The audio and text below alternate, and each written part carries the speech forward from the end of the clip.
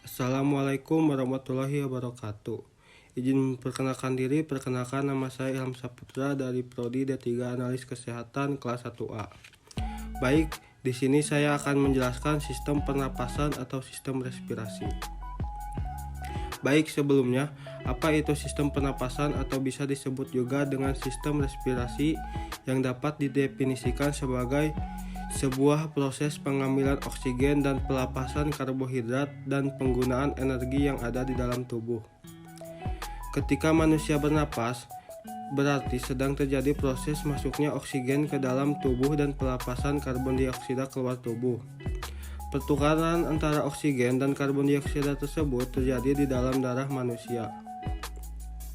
Manusia bernapas menggunakan alat atau organ-organ pernapasan yang terdiri dari hidung, paring, trakea, bronkus, bronkiolus, dan paru-paru.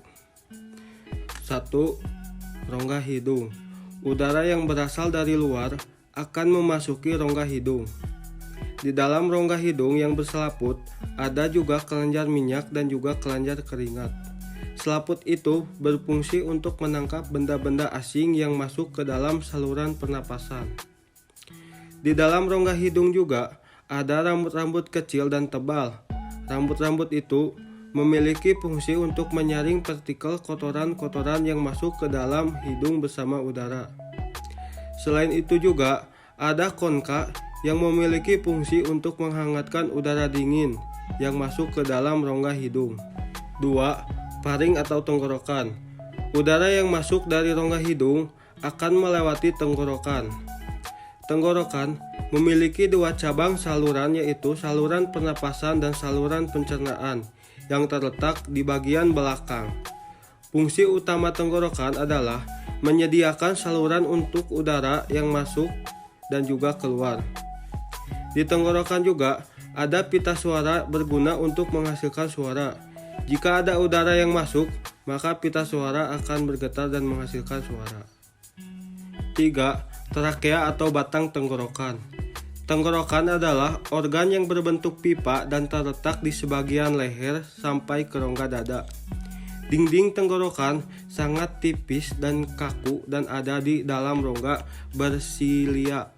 Silia ini memiliki fungsi untuk menyaring benda-benda asing yang memasuki melalui saluran pernapasan.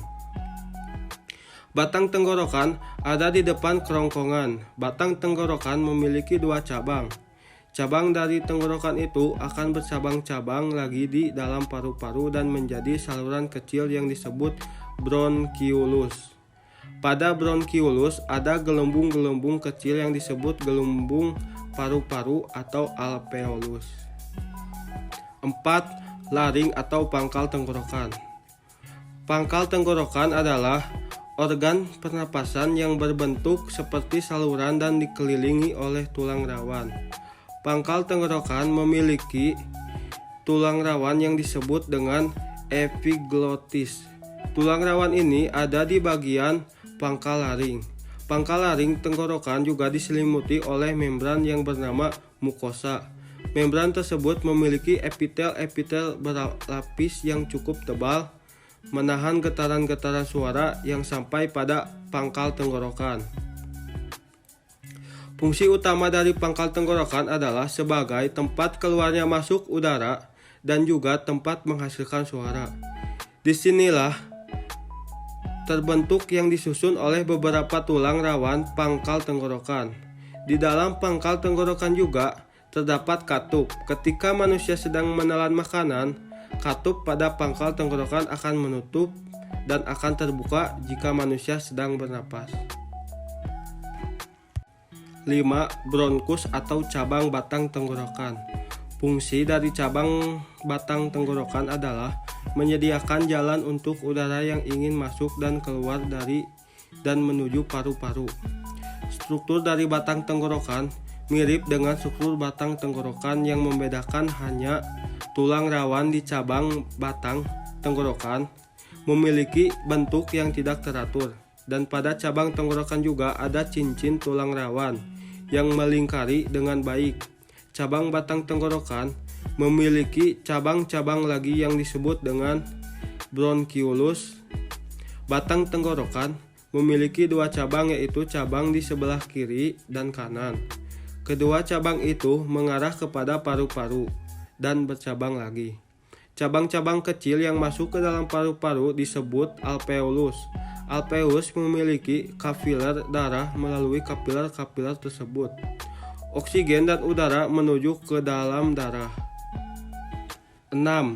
Pulmo atau paru-paru.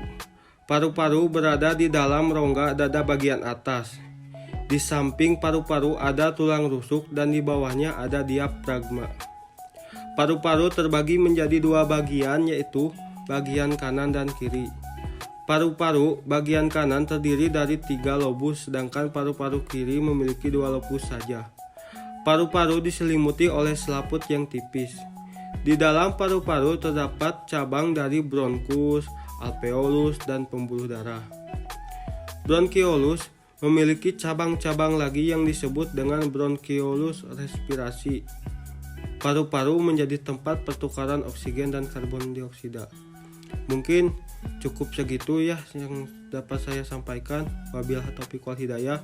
Wassalamualaikum warahmatullahi wabarakatuh.